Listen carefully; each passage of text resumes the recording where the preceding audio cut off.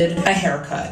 So I head for this beauty salon on Avenue B. I'm gonna get a hairdo. I'm gonna look just like those hot Spanish haircut models. I'm gonna be brown and bodacious. Grow some 7-inch fingernails painted bitch red and rake them down the chalkboard of the job market soul.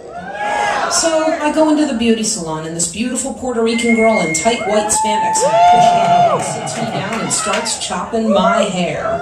"Girlfriend," she says, "what the hell you got growing out of your head there? What is that? Hair implants? Where do you get that shit at? God, do you want me to touch that shit? Yuck, what do you got in there? Sandwiches?" I just go, "I'm sorry." She starts snipping my carefully cultivated Johnny Lydon post-Sex Pistols hairdo. My foul little dreadlocks are flying all over the place, but I'm not looking in the mirror because I just don't want to know.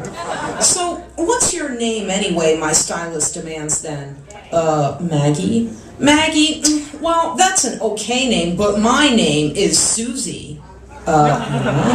Yeah, not just plain old Susie, S-U-Z-Y. I spell it S-U-Z-E-E. The extra E is for extra me. Susie tells me when she's not chopping hair, she works as an exotic dancer to support her boyfriend named Rocco. Susie loves Rocco. Susie loves Rocco so much she's got her eyes closed as she describes him. 6'3", 192 pounds, girlfriend. He's so big, he can wrap his arms around me twice like I'm a little Susie sandwich. Little Susie sandwich is wrapped. She blindly snips and clips at my poor punk head. She snips, she clips, she pauses. I look in the mirror. "Oh my God, I'm bald." "Oh my God, baby, you're bald," Susie says, opening her eyes and gasping. All that's left is little post-nuclear stumps of hair, and I'm never gonna get a receptionist job now. But Susie says, don't worry. She whips out the clippers, shaves my head smooth, and says she'll get me a job at the strip joint where she works at night. A bald stripper could be a real moneymaker, she says. It's not my idea of a good time, but I'm broke and I'm bald. So I put on my best panties. Susie lends me some 6-inch pumps, paints my lips bright red, and gives me 7 shots of Jack Daniels to relax me. 8 p.m. that night, I take the stage. I'm bald, I'm drunk, and by God, I am naked. Holy shit, I'm naked in a room full of strangers. This is not one of those recurring nightmares we all have about being butt naked in public. I am naked. I don't know these people. This really sucks. A few guys feel sorry for me, risk getting their hands bitten off sticking dollars in my garter belt. My disheveled pubic hairs stand at full attention, ready to poke the guy's eyes out if they get too close. So then I notice this bald guy in the audience. I've got a new empathy for bald people. Maybe it works both ways. Maybe this guy will stick $10 in my garter belt. I saunter over. I'm teetering around unrhythmically. I'm the surliest, unsexiest dancer that ever go-goed across this hemisphere. The bald guy buries his face in his beer because he'd much rather look at that than at my pubic mound, which is now formed into one vicious spike, so it looks like I've got a unicorn in my crotch.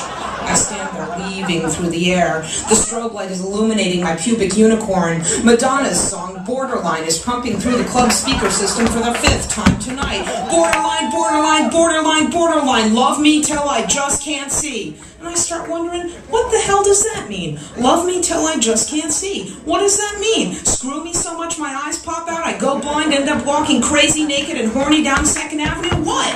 There's a glitch in the tape and it starts to skip. Borderline, ooh, borderline, ooh, borderline, ooh. I stumble and twist my ankle. My G-string rides between my butt cheeks, making me twitch with pain. My head starts spinning, my knees buckle, and I go down on all fours and puke right in the bald guy's beer.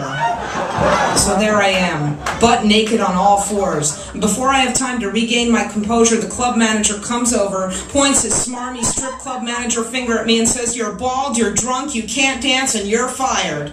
I stand up. "Oh yeah? Well, you stink like a sneaker, pal," I say. I whip off my 6-inch pump, throw it in the general direction of his fat head, and get the fuck out of there. Turns out Susie got fired for getting me a job there in the first place. But she was undaunted. She picked out a pretty wig and got the 2 of us telemarketing jobs on Wall Street. And I never went to a beauty salon again.